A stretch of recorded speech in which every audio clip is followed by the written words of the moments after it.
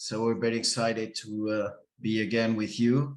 Today, this afternoon, this morning, we're going to talk about two very interesting topics, right?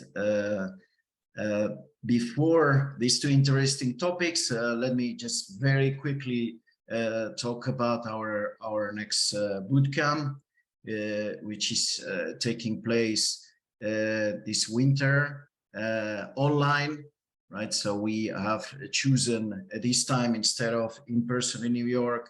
This is obviously going to happen in August 2023. So for February 2023, we have chosen the online format because we thought it was some sort of better at this point.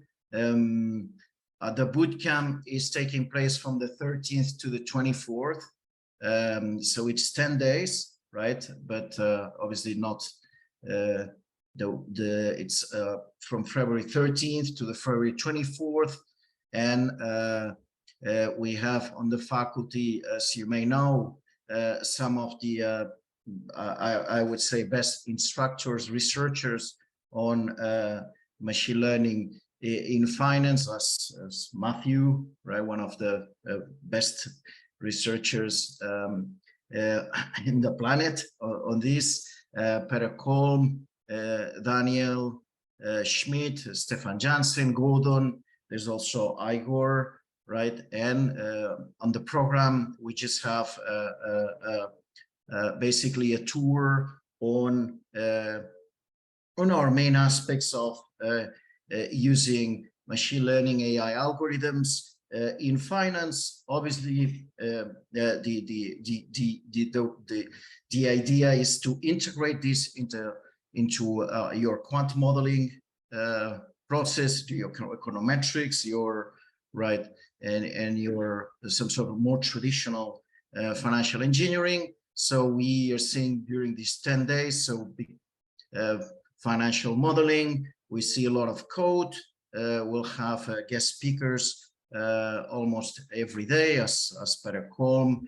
We'll see lots of interesting user case applications like factor models, option pricing. We'll then move on to supervised learning. Unsupervised learning, which is something that these days it's obviously, or self-supervised learning is these days, very, very interesting topic outside finance, and I would say also in finance. Right there, we'll have Stefan Jansen, Marcos López de Prado will also give a talk.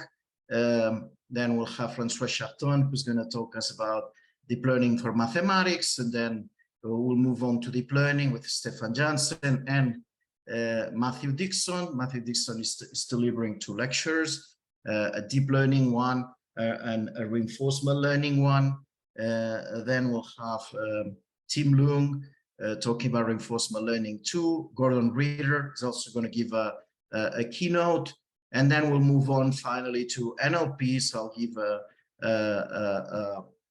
a lecture on NLP, which continues the work or that we will see after Matthew's talk. We'll have Robert Lederman talking us about climate risk, and then we'll finally conclude with Igor. So I would think it's again a very interesting training program. We also have the certificate, which takes place a few months after. There's a theory part and a project part, some sort of a capstone-like project, and yeah. So this is pretty much what we wanted to say. So go to our website or reach out to us on LinkedIn, and yeah, that was okay. So now what we're gonna do is we'll start some sort of the research part, and we have with us Matthew Dixon, who's still reigning champion of the Quant of the Year. And Matthew, as you'll know, is also the author of this machine learning in finance, from theory to practice, along with Igor Halperin and Paul Bilocon, and he's professor at Illinois Institute of Technology, and also involved in several startups. And today he's going to talk us about a very, very interesting topic, volatility forecasting using neural SDEs.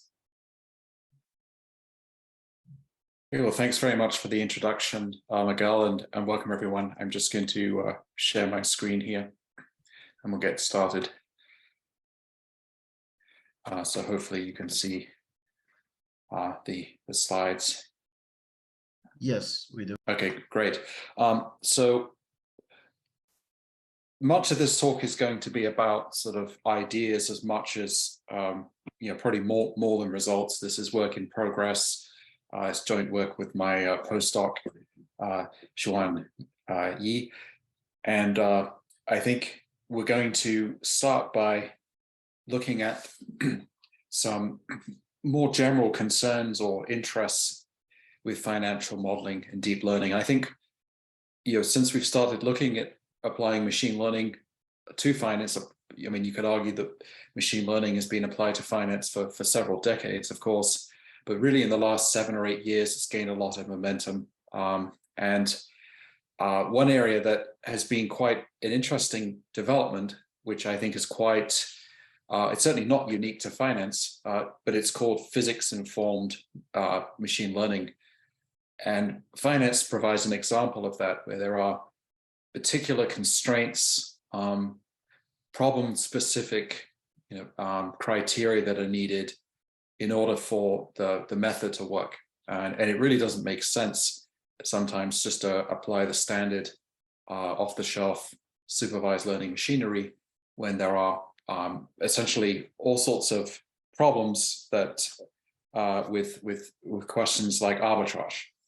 Another issue is data. Even though there's a lot of data in finance, it's oftentimes not necessarily always the quality you want, the coverage you want. And so you end up at some point having to use some sort of regularization to avoid overfitting.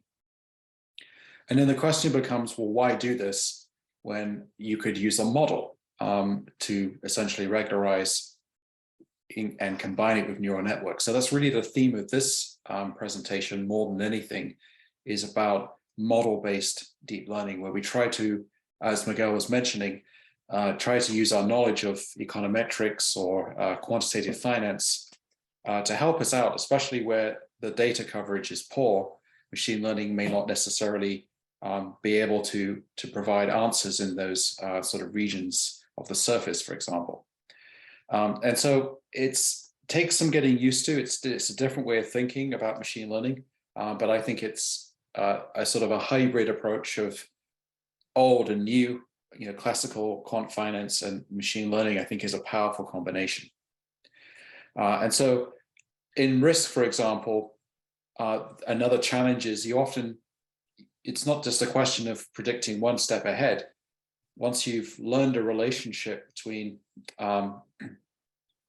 certain factors and you're able to sort of price certain instruments, it's very important that you can simulate those factors in sort of a future scenario and look at the distribution of your portfolio loss.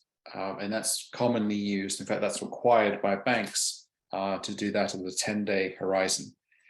And so risk is one area where machine learning hasn't done quite so well. And that's where neural SDEs, this topic, is going to come into play here. And I think the topic is motivated with this example here. So these are option price surfaces on the left, and there are two very different approaches being used here to fit the model. Now, the exact methodology is less important at this stage. It's actually, in this example here, it's using Gaussian processes rather than neural networks.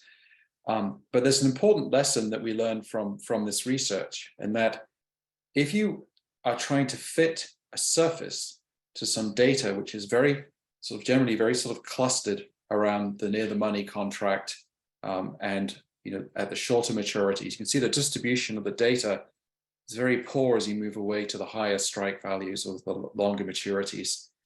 It's very clustered near the money. It's where most of the liquid contracts are. And if you, on the right, if you simply fit a model and measure its uncertainty, these are the 5th and the 95th quantiles of where the model, the machine learning model thinks the surface is, it's very bad. It really has very little confidence in where the price is, very far from the data. In other words, it has a problem extrapolating. On the other hand, if you impose now financial modeling constraints, no arbitrage, you have a causal model. You have a model that can extrapolate, and these are the confidence bands now with the quantitative finance model embedded inside the machine learning, and you can see there it's very tight. The model has a very, even though there's very little data there, it's able to use both machine learning to fit well near the data, but also it's able to come up with the right shape for the surface. And so that's really the theme here, and we're going to see this being applied to volatility. Now, we're in this sort of strange period right now of machine learning where I don't think we've quite figured out a lot of the answers, but the current approach, and the one we're going to use here essentially, is to think about financial modeling with a neural network as sort of a black box. But then one approach is to add a penalty term to the loss function, and that penalty term is actually going to contain a partial derivative operator, a differential equation that's enforced around the output of the neural net. So that y hat there is your neural network, theta there are the weights and biases, and this is because you can differentiate a neural network if it has smooth activation functions. Of course, you can write this like this. And by the way, that's one reason why I personally like neural networks, is because you have an algebraic representation of the map in that supervised learning world, and you can differentiate it. You can treat it like a mathematical object. It's very difficult to do that with random forest, for example. So anyway, the one approach that we've just seen is common in physics-based deep learning, is to put this PDE there that enforces all the governing principles, the laws, the no arbitrage constraints, etc. And then the model has to, for the right choice of lambda, hypertuning that lambda, then has to find the balance between the right fit, outer sample on the data, and also, of course, satisfying this differential equation everywhere on a surface, or at least on a grid on a surface, not necessarily on the data points. Now, there's another problem, another class of, let's say, approaches, which is to not think this way at all, but to start with the basic ideas of risk factors and dynamics. And this leads to a stochastic differential equation, which of course is very common in finance, modeling stocks and so forth. But you can actually extend this idea, and that's the topic today, to cover neural networks as a form of drift and volatility function in the SDE.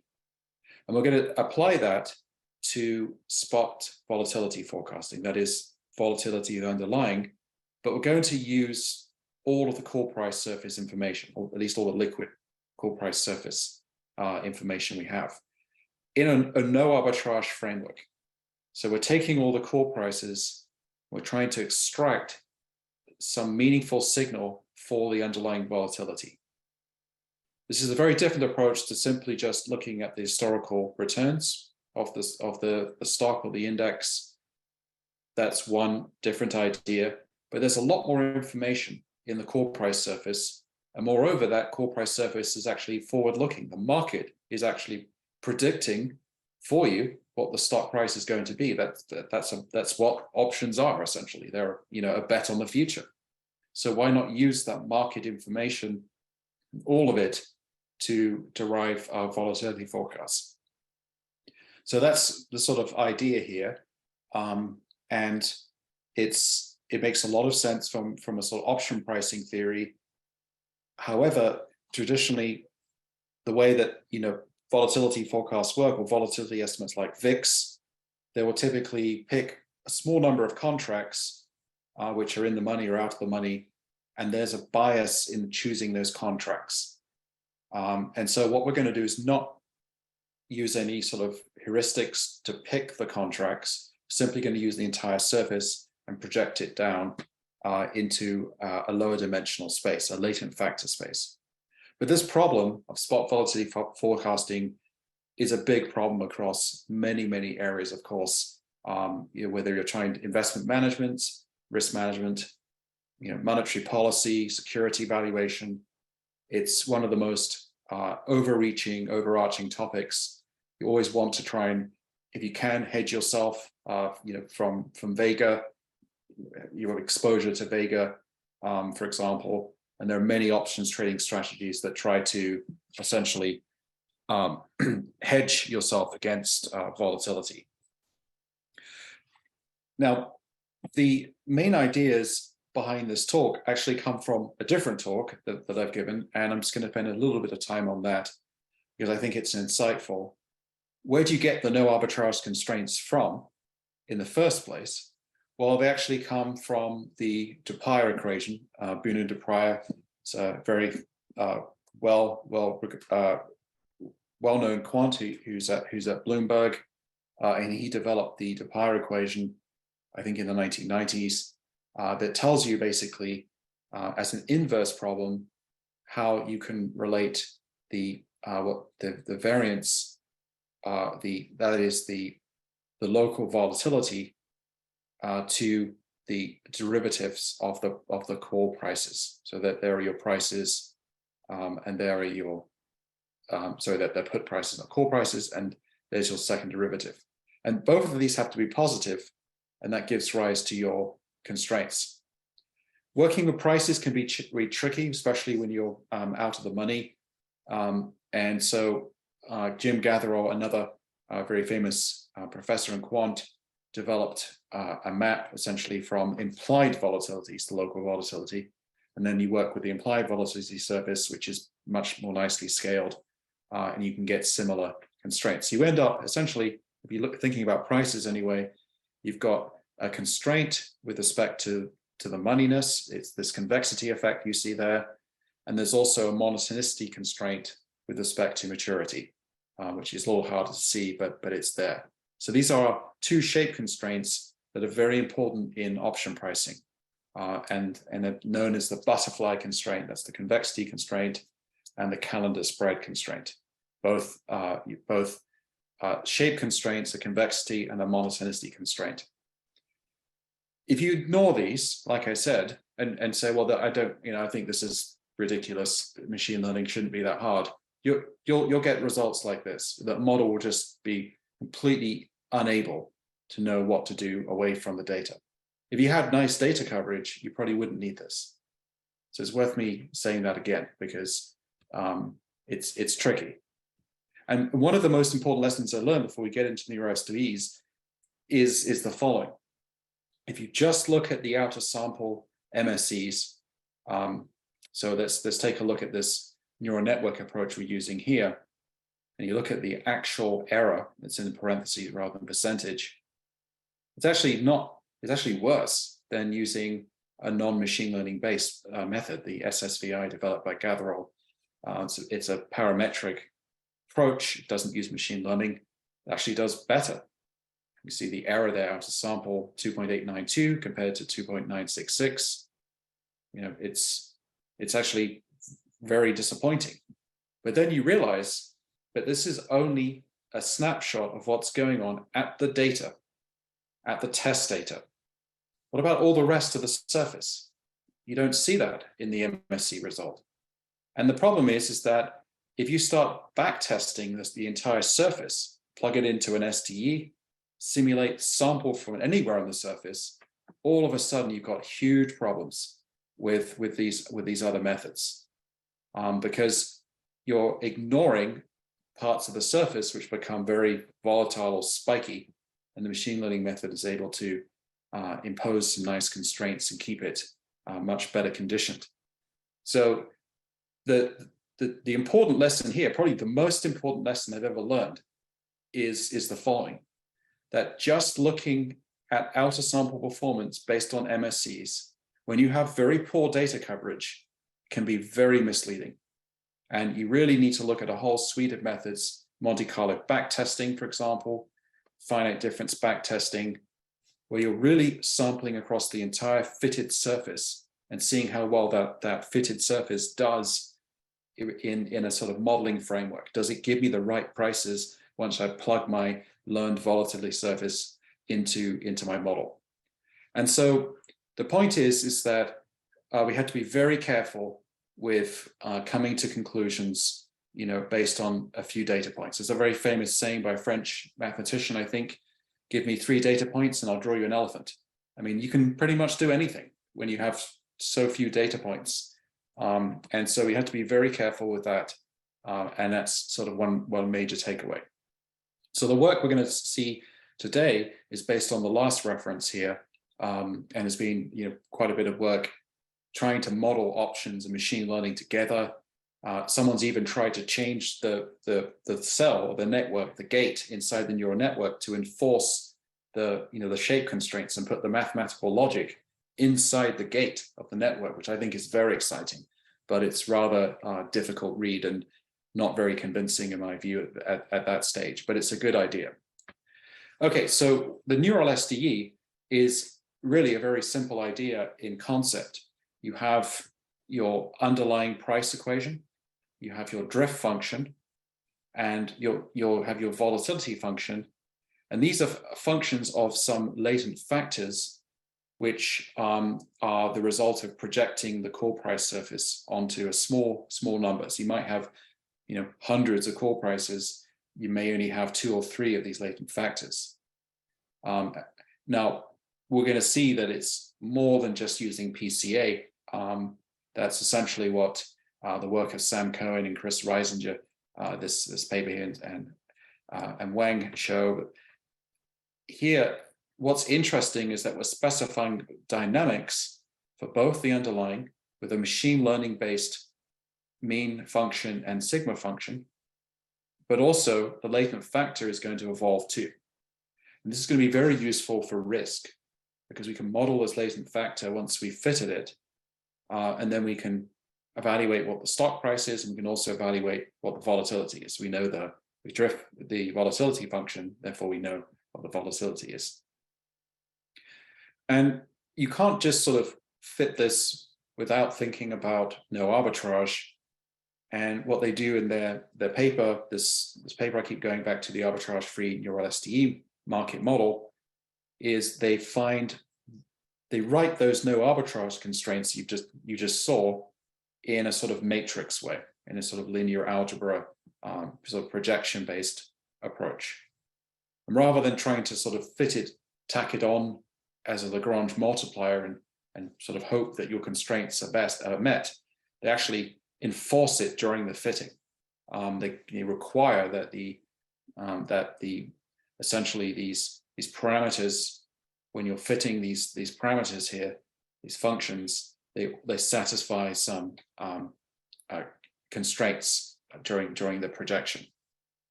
And so that's very important, because essentially the no arbitrage constraints can be sort of represented by a polytope, and the latent factors, as you simulate them, they have to remain inside this polytope in order for the no arbitrage conditions to be satisfied. So we're getting into applied math here. This isn't for everyone, but it's just an interesting sort of development that you don't necessarily have to stick something on in the loss function as like a penalty term and hope the machine learning method fits it. You can actually sort of guarantee that your model satisfies the no arbitrage constraints by moving into this neural SDE framework. And therefore, as you're simulating these hidden factors, they've always got to satisfy this constraint here, which is based on really just projecting down and ensuring that all the points that you're projecting always are within this sort of bounded polytope. So I'm waving my hands, and it's definitely worth looking at that paper if you want to learn more, because it's a little bit more involved than what I'm saying. But the basic idea is you have your set of returns, and you want to, we're fitting the neural SDE now, and you write down your log likelihood function, and you have this additional term here, which comes from your discrete version of your SDE. It's a time stepping scheme for the evolution of these latent factors as they depart from the mean there, and you get essentially a loss function that you have to fit with the projection that's needed. It could be like principal component projection, for example. These could be the eigenvectors of the covariance matrix, and you're projecting downwards. And you also end up essentially having to do a little bit of rescaling here from the output of the network, so you keep the volatility term positive. That's what the exponentiation is doing there. Now, that's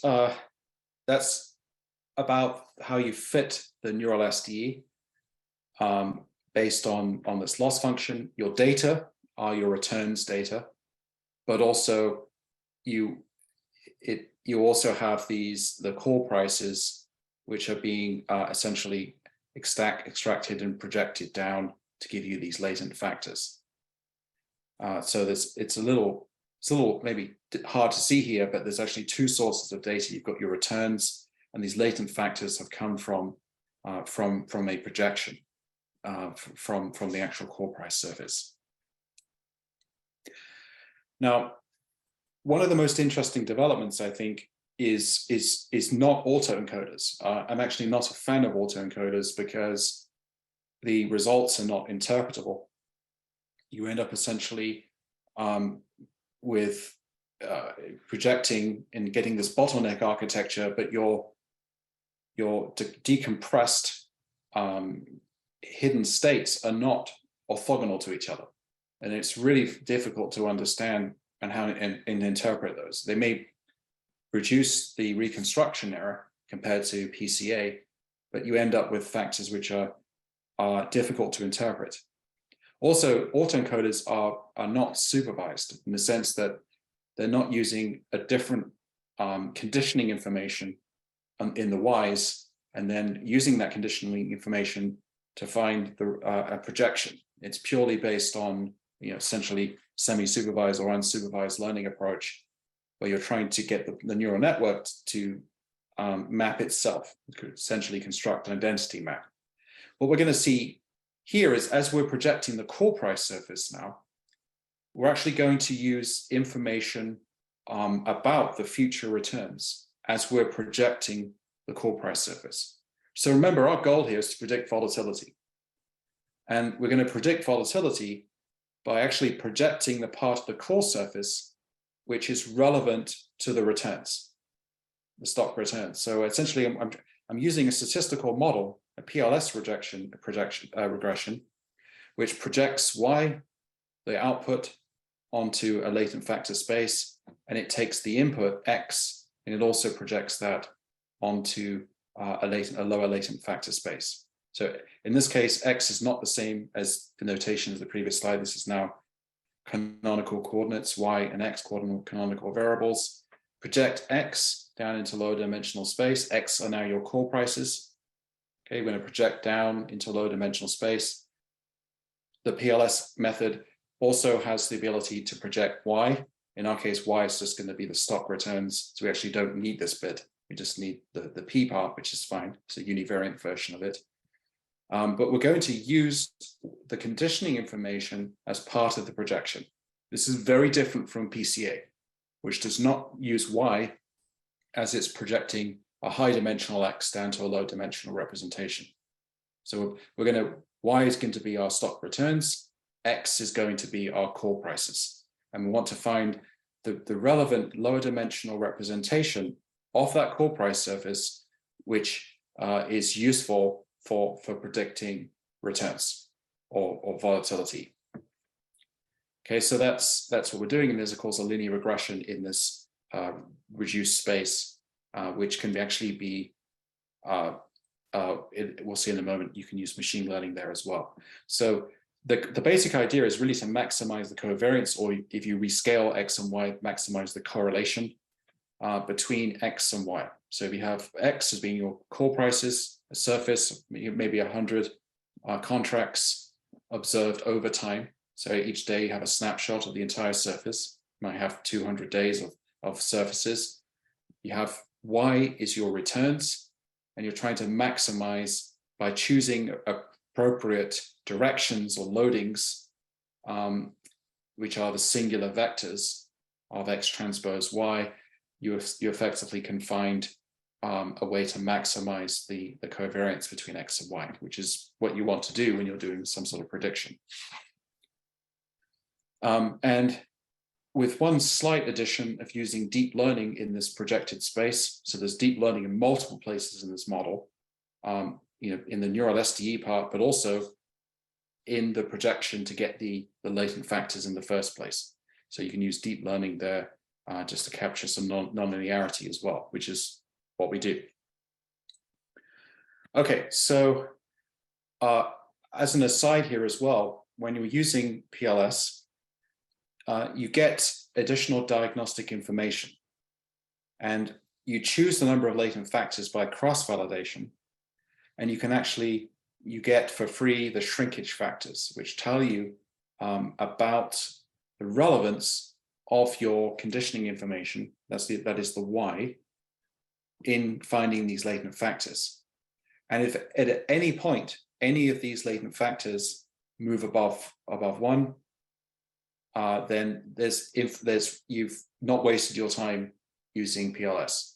In other words, there was relevant information in Y, your returns that were used to project your core prices, for example. You can ignore this x-axis here, it's from a different paper, but the idea is that you're trying to essentially determine, should I use PCA or should I use PLS or DPLS? And if all of your latent factors were always below 1, you're better off just using PCA. There was no benefit in using the additional conditioning information of Y.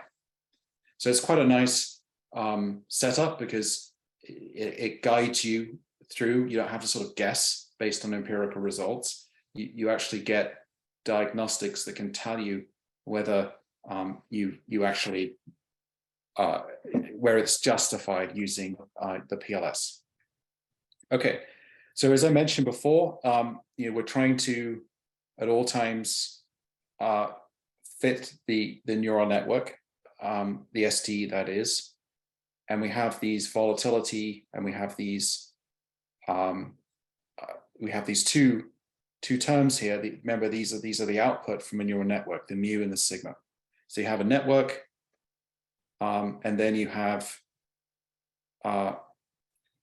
essentially a 3-layer network, and then you have an output for mu and an output for sigma, and that is essentially in here. So you can't see it, but that mu and that sigma is the output from the neural network.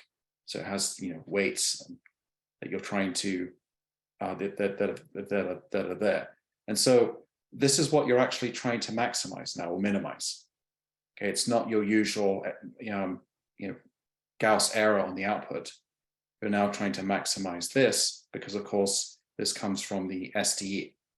So you're trying to get the returns from the SDE model to fit the returns in the your empirical returns based on these functions.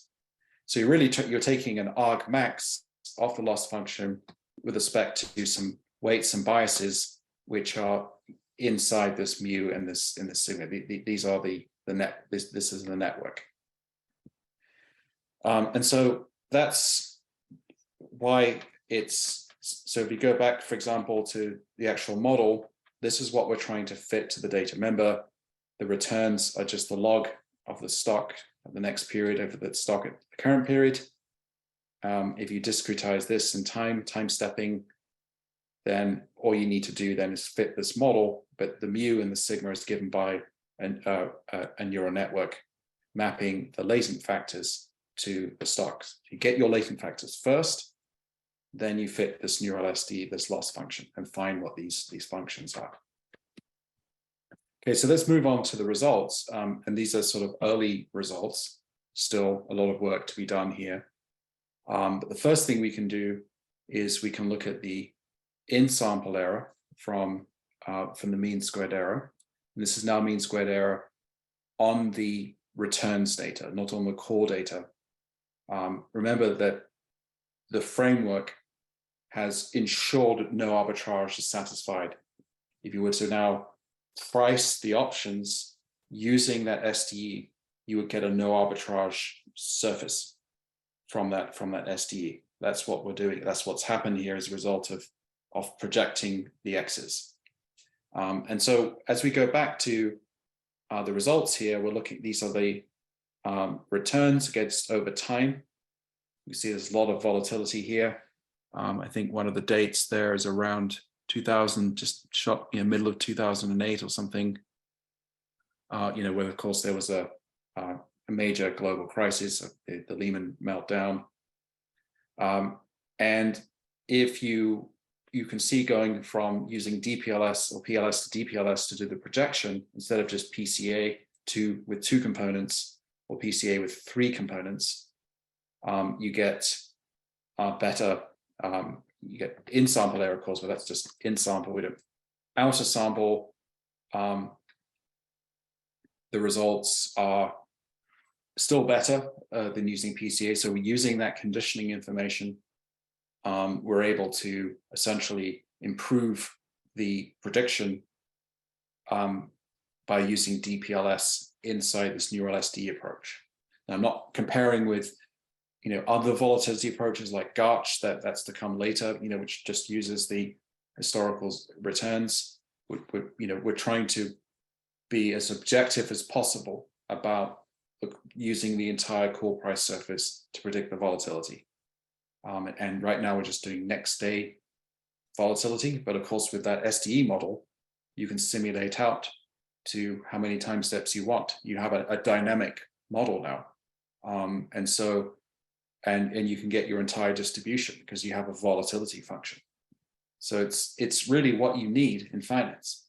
But the usual approach is just to take historical time series of stocks and then predict the next stock.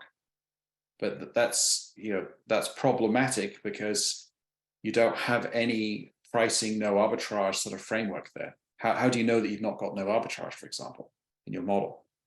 And how do you get volatility if you're predicting returns? You need another model. You can't directly observe volatility, so you can't fit directly the volatility. So there's a number of challenges with this problem, and it may, on the surface, it may be difficult to appreciate all the complexity here and why we've done this. But it's really, and it's good to question that and challenge that. As I mentioned, we use a truncated SDE, I didn't mention this, but I mentioned we use a time stepping scheme. But we also add some truncation to it. So it's a sort of truncated time stepping scheme that ensures that the stock prices sort of remain somewhat sort of regularized. Otherwise, you can end up sometimes with very large movements in the mu and the sigma. And we can also look at the distribution of the predicted returns in the model and do what's called a coverage test. Now, you've not heard of a coverage test before. That's one of the most important tests that are used in risk management. What it does essentially is it looks at the distribution that you've predicted and it sees whether or not it looks at the number of points which lie outside that and tries to essentially determine whether your distribution is giving you, if it's underestimating or overestimating the risk. So you basically, if you assume a Gaussian distribution for your returns at any one point, you don't need to assume that that's a constant mean and a constant sigma, because it's not. But assume a Gaussian distribution, and what happens is that you know that 95% of the area under the curve is between plus and minus 1.96 standard deviations. And so if you observe points, more violations, more extreme returns than 5% of the time, your model is essentially underestimating the risk. And if you're observing violations of your quantile estimates less than that, then your model is overestimating the risk. And so that's these are well-known coverage tests that are used. And we're seeing here that this is the failure rate, so basically 100% passing off the back test. And there are two different types of coverage tests that are well known as the binomial, and it's what's known as the Kupiec distribution test as well. And I think we're just showing one of them, but I think they both return to zero here. So you can look at the empirical distribution. It's always good to look at the distribution and the moments of the data. What are the means, the standard deviation, the skew, the kurtosis. We're not treating the data as stationary because the volatility is changing. So, there is not an assumption here that the volatility is fixed. It's not. It's dynamic. And we also, more precisely, we're assuming heteroscedasticity, which is where the error function itself is now, no longer IID. And you can see the differences in the distribution with different approaches. If you project the call price surface of 2 principal components, 3 principal components, and take a look and see how the kurtosis, that's a measure of tail risk, the skew, and also the standard deviation varies from the observed. So getting slightly tighter, more standard deviation, which of course is our volatility prediction, is closer to the empirical distribution than the others. Although the mean is slightly, you can see that the mean is actually slightly worse than, in fact, it's quite a bit more worse. So where we gain in standard deviation, we've lost in the mean. And that's sort of no accident, really. We've really designed the fitting to favor the volatility. We've actually used, when we use the conditioning information, we actually use R squared, the returns squared for this study. And if you do that, you get better volatility. If you condition on the returns, you actually get a better mean fit. And so what we've done here is we condition on the returns squared in the PLS. And so, as I mentioned, you can look at these confidence intervals in sample and out of sample. And these are a little bit harder to see here, but this is with the 2 component, 3 component, and then the DPLS. And what we're seeing here is, see if I can zoom in so it's easier to see. We've got the empirical, which of course is the observed data, the returns. You've got the estimated, which of course is just your mean. And then you've got the standard deviations from the model itself. So what ends up happening is that this volatility function here is actually a better fit than from these two. So the volatility, of course, is the volatility is always contracting and expanding. That's why you see the confidence bands widening. Remember, that's 1.96 times that volatility. So it's varying over time. And so it's going to be, and so that this is in sample, and then we can look out of sample at the results. So what we've done is we've taken, and this is almost my last slide, we've taken the mean of the SDE and the empirical mean, and we've compared it And the left there is using 2 principal components from the Cohen paper, the 3. The middle there is using, so this is the mean and the standard deviation. And then on the right is using the DPLS-based projection of the core price surface. So again, all we're doing is comparing the means and the standard deviations. Our goal is really not the mean, but the volatility, so the standard deviation. But we're trying to sort of understand how, when we look at the rolling standard deviations based on the last 60 days of data, which of course is quite subjective, why should that be a measure of standard deviation? But if we use that, then we can essentially get an idea of how the model compares to the historical. And you can see that, you know, this is a hard problem to solve. I mean, you may well get better fit, but then you're violating arbitrage, for example. So if you're trying to use this in a pricing framework for options, then it becomes problematic to use a model that might be quote unquote a better fit. So the most important result here is getting much tighter volatility with the observed, with the observed. You look, here's quite a bit of a gap between the volatility and the observed. It's overestimating. The SDE is massively overestimating the volatility. Now it's much closer. Of course, there are certain effects which are not capturing. You can see this sort of spike here. This is around about 2008. And we haven't got the dates here on the x-axis. These are just indices. Obviously, there's not years. And our goal is really to try and, improve this result by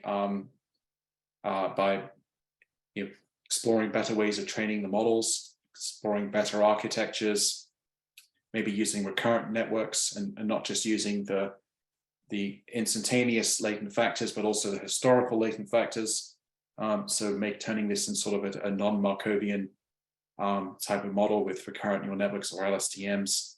So there's a lot of work to be done here. This is just scratching the surface. But the main focus here of this presentation was around how you actually project the core price information in the first place. Should you use principal components, or should you use knowledge of the volatility or the returns when you're actually projecting the core price down to these latent factors, and then model out with an SDE those factors? And that's what we've done here on the right. So we've used information about the returns when we did that projection, and that's the main sort of development in this talk today.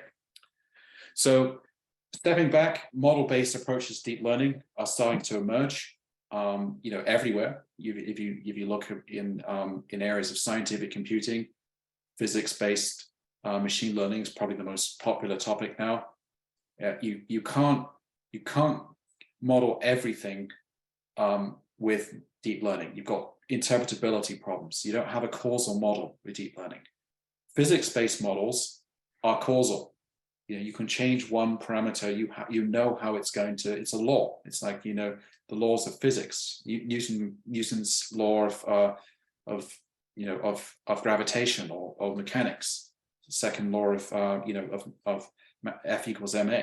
These are all laws, and those are very, very important for when you're trying to do prediction and you're trying to get interpretability. On the other hand, things in finance don't always follow those laws in the same way that nature does. So machine learning is good at figuring out when to deviate from those laws and when to really try and enforce them based on the data. And it will try its best to enforce the laws. In fact, it will always do it if you force it to, but also there may not be a unique solution satisfying those laws. And then the machine learning method is then finding the right data, that the right sort of surface to then fit that particular data set.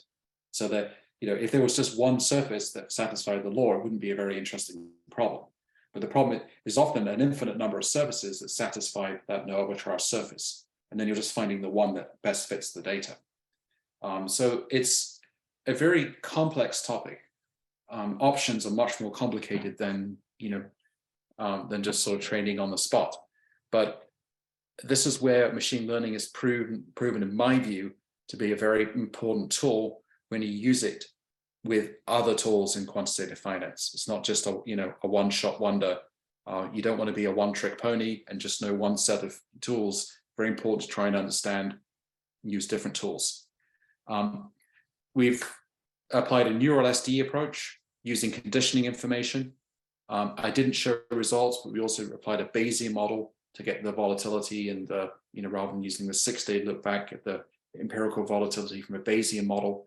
The results also are similar when comparing with a Bayesian model of the volatility. We're just doing one step ahead volatility here. The goal is to actually simulate over many horizons and then see how well the model does compared to the empirical at longer time horizons, which are often very important for risk management, say the 10-day horizon or even further out than that. Of course, the argument against this is that your approach is only as good as the liquidity of the options market.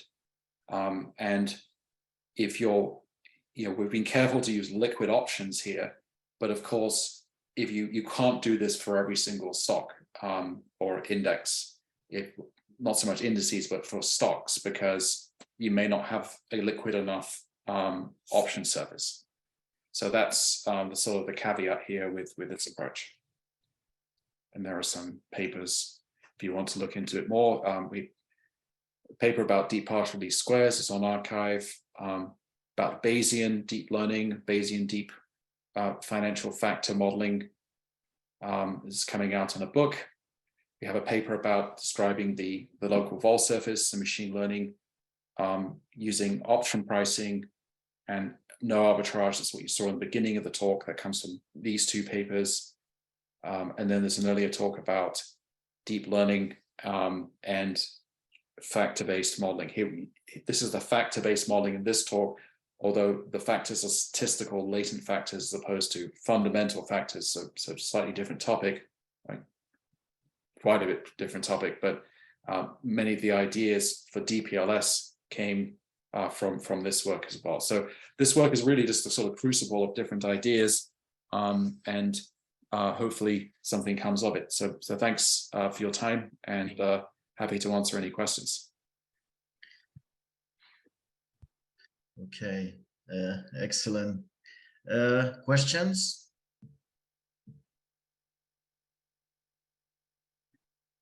I've just turned on the ability to unmute. If anybody tried unmuting earlier, then you should now be able to. Okay, then you have a second opportunity once I finish my talk. So if there's something that comes to your mind, right? So please, okay. So, okay. So now we're a little bit behind schedule, but what I'm gonna do is try to convey the main messages of my talk about natural language processing in finance. I'm going to talk about FINEAS, which is a paper that we wrote, and it was published in the Journal of Financial Data Science, right, this summer. Just before digging very superficially, right, because we don't have a lot of time on the main results of the paper, let me just quickly introduce for the audience that it's probably not involved or has never worked on language models in finance. Okay, so I did a little bit of experiment here, right? And what I've done is I ask ChatGTP, right? So that should be familiar to some of you, right? These days is, and I ask to ChatGTP what is natural language processing in finance. It has given me or given us a pretty good description of it. Naturally, is a subfield of artificial intelligence focusing on enabling computers to understand, interpret, and generate human language. In finance, it's used to analyze large amounts of unstructured data, such as news articles and social media posts, to understand sentiment and gains insights that can be used to make investment decisions, right? So this is what I'll be talking about, right? And what else? So for example, an NLP might be trained to analyze news articles about a company to determine whether the overall sentiment is positive or negative, which could be used to predict the company's stock price. Okay, so so my talk is going to be about sentiment and somehow measuring sentiment, and yeah, we see here an example of some sort of state-of-the-art generative models not in finance, but overall, right? So for the ones that are not familiar with it, so ChatGTP is a fine-tuned version using GPT 3.5 from OpenAI, and then it was optimized for dialogue by using reinforcement learning with human feedback, right? RLHF, right? So as a little bit like as Matthew was mentioning, so really powerful. The second, so what is sentiment, right, in finance? So I also asked GTP, it refers to the overall mood or attitude of market participants, whether it's investors, traders, analysts, towards a particular security sector as a whole, right? So it provides a very long, and I just inquired a little bit more to see if how deep somehow was. And let's see what it's telling us.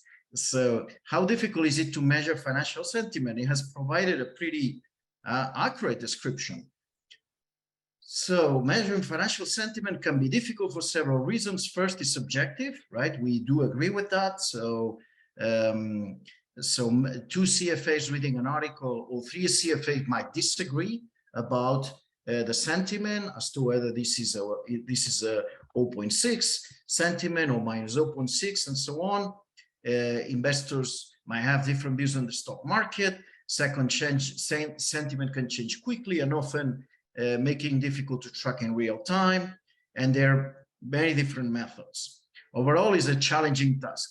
So ChatGTP is actually providing a much better answer than some financial professionals sometimes, right? Okay, so let's go back. Okay, so how are we going to do that, right? So how are we going to measure sentiment, right? So there are several approaches to measure sentiment, and I'll mention quickly a couple, right? One is obviously, right, frequency-based methods in which you account, you use Luhran and McDonald kind of dictionaries that actually have positive words, negative words, and all you do is a non-machine learning exercise, which is just count the number of positive words that appear in an article and a number of negative words, and then you create ratios out of that, and you use this as a proxy of sentiment. Okay, so that's one route. The second, and it's a good one because basically you don't need a labeled data set, which is something I'll be mentioning later on in my presentation. So the next thing we can do, and the next thing that on the next evolution overall in NLP models, was first the idea of using embeddings, right? So instead of words having one dimension, using one-hot encoding, right? So using word embeddings, right? Or Word2Vec in 2013, right? Okay, so multiple dimensions. So if you're doing a sentiment analysis in a well-known data set called Financial Phrase Bank, this is giving you, if you just use lexicon methods, which is the frequency methods that are obviously missing lots of things about the text because they're not somehow making sense of the semantics and the meaning of a sentence. They're just counting words, right? And many things can go wrong if you just count words, right? So the accuracy of some of these methods on these some sort of very limited data set is 61%, right? If you use embeddings, okay, if you use embeddings, word embeddings, and just a single layer, accuracy goes to 78. And if you use BERT-like models, like the one we're going to see in the paper, if you use multiple dimensions and multiple layers, then you can get to much higher accuracies, to almost perfect accuracies, right? Okay, but I'll speak about that, right? Obviously, these accuracies are just accuracies that you measure in the test set, right? And obviously, there's a distance between the test set of language models and the reality, right? So as ChatGPT was saying, things might change, new factors might emerge, and so on and so forth. So here we have a source of risk again, and I think this is common to many areas in finance. Also, Matthew alluded to that. There's obviously always a distance in finance between what you've been doing in your training set and test set and then real life, right?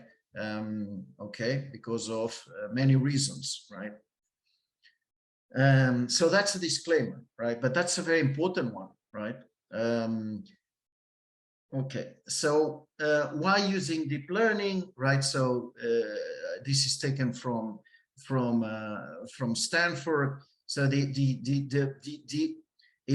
for things to happen in language, in these large language models, two things had to be solved. First, to solve the course of dimensionality, so the fact that words were too highly dimensional, and in addition to that, there was no notion of distance between words, right? So in a one-hot encoding modeling, so so the distance between the word love and the word bridge is the same than love and appreciation, for example, right? So there was not a notion of distance between words, and it was too highly dimensional, so that was obviously causing this cause of dimensionality, right? And the second thing that you have to solve when you look at language, obviously, is again, first is embedding the words or eventually sentences. This is what we're going to see in our paper. And second is you have to model the sequences, right? So you need recurrent neural networks like vanilla RNNs or LSTMs, which was the choice. LSTMs were invented by Smith-Huber a bunch of years ago, and lately, basically all models use transformers, right? And transformers have been somehow transforming all this since 2007. So in 2007, Vashvani and collaborators wrote one of the papers that had and is having a bigger impact in deep learning, and not only deep learning, but deep learning, but also some sort of, right, all the applications, right? And transformers are two things, right? These attention-based and then these encoding and decoding ads, right? And just a year after, or even less a year after, BERT was invented by directional encoding representations from transformers from 2008 by Devlin, Chang, Lee, and Tutanova, right? And obviously, BERT make a huge impact in many benchmarks of NLP, right? And this is what we're going to use, but we're going to use a different flavor of BERT, right? BERT is using transformers instead of, and he's obviously embedding the words and all that stuff. So we wrote a paper called, we invented a model, financial embedding analysis of sentiment, Phineas, along with Peter Kolm, Asier Gutierrez Fandiño and Jordi Armangoles Tapé, both on the Barcelona Supercomputing Center, that they have been working on other generative models for Spanish, for Catalan, for Basque, and so on and so forth. And here what we did was try to measure sentiment.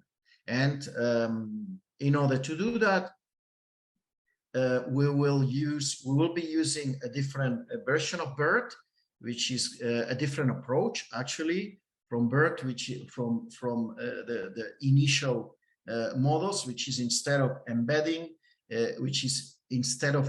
the words, we will be embedding the sentences. Okay, so this is basically the main innovation that we introduce, and we'll see that things are that the model is just really good on our, again, training set and test set, and I'll elaborate a little bit on that in a moment. Okay, just another disclaimer that already ChatGPT gave us, right? So what about sentiment, right? Contrary to the popular belief, right, that we are out there, people think that sentiment is like temperature, something that you can go there and measure, right?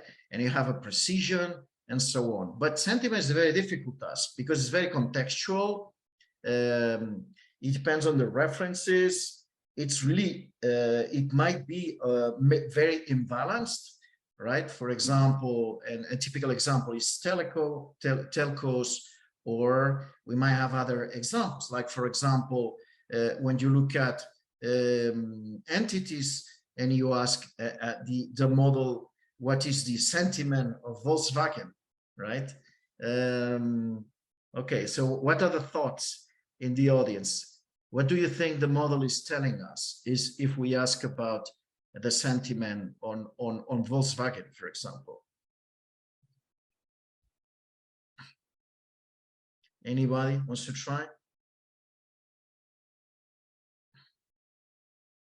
Okay, so if we just write Volkswagen, for example, right?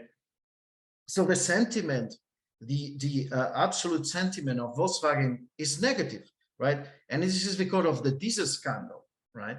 So so also entities, right? Again, what brings sentiment into a sentence? It might bring sentiment, the brand, right? Like Volkswagen, and some other things that happened to Volkswagen. Like, for example, Volkswagen increased earnings per share 10%, right? Which is a pretty good, right? Because revenues are typically some sort of bringing some sort of positive sentiment, very positive sentiment, very positive or negative sentiment. So revenues are topics that impact, right, a lot returns, right? It's another thing. It's things are time dependent. So I'm sure Volkswagen, the Volkswagen diesel scandal will fade away, and in a few months, maybe years, right, the models will start giving a more neutral sentiment on Volkswagen, right, and so on. Then also irony or sarcasm, emojis, impact is difficult to measure. Just a word on the impact of news. It's a very interesting development, actually, right? Many of the news are negative. Many of the news just don't impact a lot, right? Returns and so on, right? So so only a few of them will be interesting, right? And this has a lot of modeling implications, right? Okay, what else? So we used a labeled data set, and Ravenpack let us use their data set, in which we have millions of articles, right? So we use millions of articles in order to do that, right? So it's a very large data set, right? But when we talk about language, we have to say something that I'll also emphasize in the conclusions. In language, actually, the models have to read a lot, in the sense that as things are very contextual, if here the model has only been fine-tuned for 6 months or 1 year or 2 years, it's obviously not or might not be then good if there's a new financial crisis, 2008, and so on and so forth, right?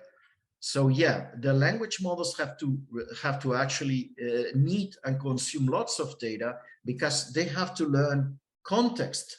If they haven't read the context of I don't know, defaults, right, or a banking crisis, if there's a new banking crisis and the algorithms have never read about that, so you'll obviously have problems. Okay, so that's so the data set is actually really good. So here we show some of the tests we did. It has a low imbalance, and it has a good distribution. So it's a good data set. Again, it's very contextual, but you have lots of articles, and we can say that that at least the quality of what we had of this real impact data set is really good. One important thing about this data set is it's a data set that contains headlines and sentiment. Okay, so just a headline, right? And this is an important, right? And this is an important aspect, because at least in our research, it seems that it's better to use headlines than using the whole article. But obviously, this is a controversial statement, right? You might prove that in some situations you just need to read all the article, right? But it works pretty well to use headlines and sentiment, which is a number, right? So we're doing a regression, and we will be comparing MSCs, mean square errors. Okay, so let me move quicker in order to just finish early. Our proposal, right? So Phineas is basically using Sentenceberg, which is the difference between Sentenceberg and BERT is the fact that here what is embedded is the sentences instead of the words, right? And I concur with what Matthew was saying previously, right? Some of the most important advances in science and obviously machine learning and AI, it's about using, right, and using in different ways the data set, right? So again, here instead of using the word embeddings, you just do sentence embeddings, which is a different strategy. And this seems to, and then you use transformers on the top of that, right? Okay, so we use, you can read out in the paper, we use one first iteration in which Phineas, we use Sentenceberg as a feature structure, extractor, and then you use 2 layers of multi-layer perceptrons, and you produce a prediction. Is this good? So we compared Phineas with BERT and bilinear LSTMs, right? And Phineas is just much better than BERT, is much better than bilinear LSTMs. Okay, this is measured again. This is MSE, mean square error. You're doing a regression. You're comparing Ravenpack's sentiment to the sentiment that the machine attributes to specific article. Then if we unfreeze, right, and we do that using the financial phrase bank, right, then it's better than Finbert, which is one other model or one other financial sentiment model that is popular in the literature, and we think it's a very good reference and a very good model, right? And Phineas does slightly better, except in 1 year. In the rest is we can say that it's better than Phineas. So the conclusions on the paper is basically that we have a large data set. Okay, our MSC is actually pretty small. The more historical data, the better, right? So again, everybody says, why these models need to be so large? These models need to be so large because basically the model has to see or experience different contexts, right? For example, again, the financial crisis was something that if you only read the last 2 years of data, right, it's going to be a pretty poor model, right?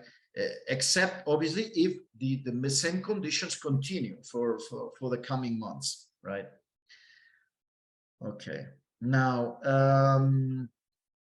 and obviously the disclaimer is the same that already ChatGPT was giving us, right?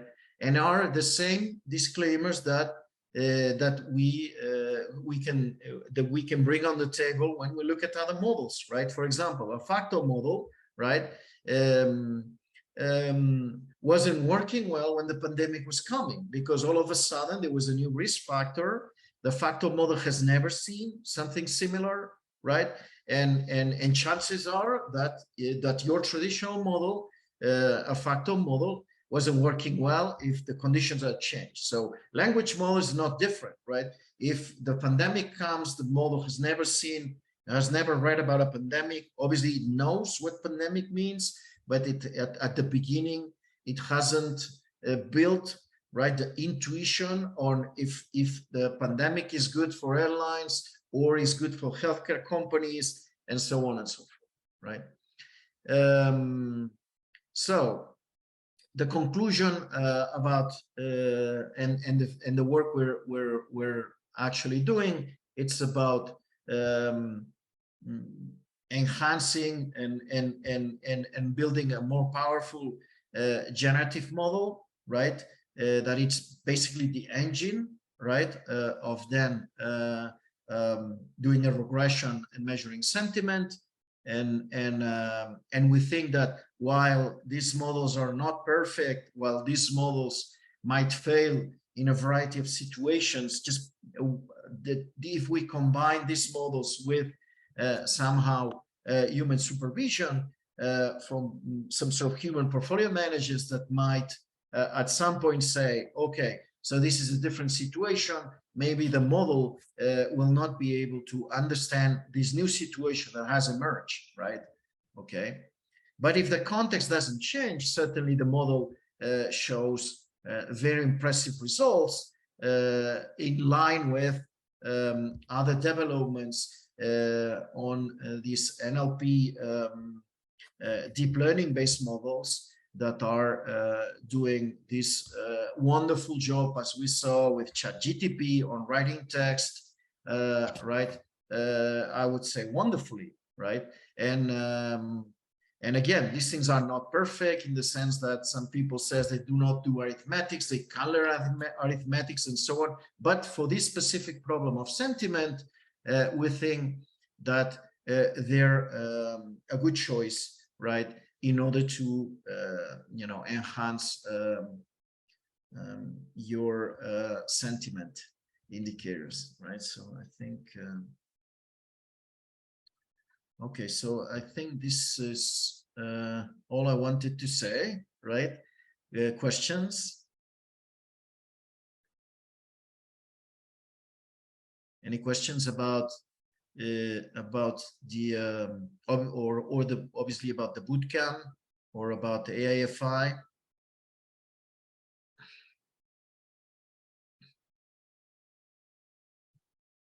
No questions. Well, again, thank you very much for yeah, there's a okay, thank you.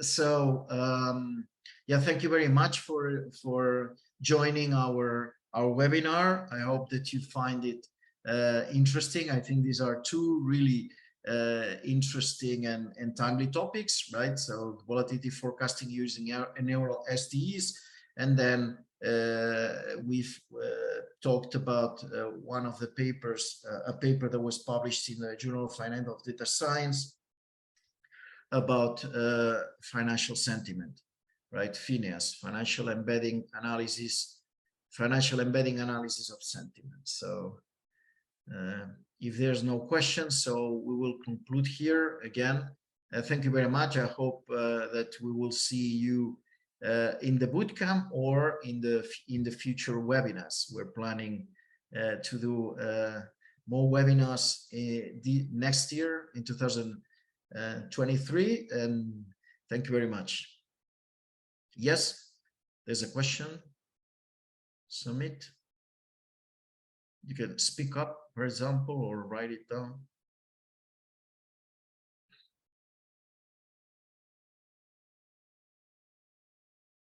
Yeah. So we can see that you've unmuted, but we can't hear you.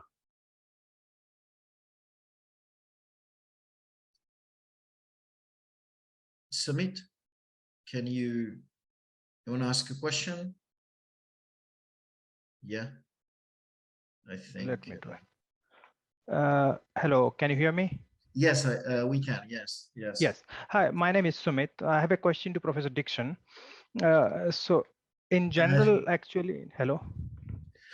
No, unfortunately, Professor Dixon had to leave, right? But okay. But if you send us the question, right, we can certainly, right, come back to you or right. Yeah. Yes, I'll do that then. Thanks. Yeah, sorry about that. No problem. Yeah. Any other question or remark? Okay. Okay, so thank you very much again, and see you soon in future events. Thank you.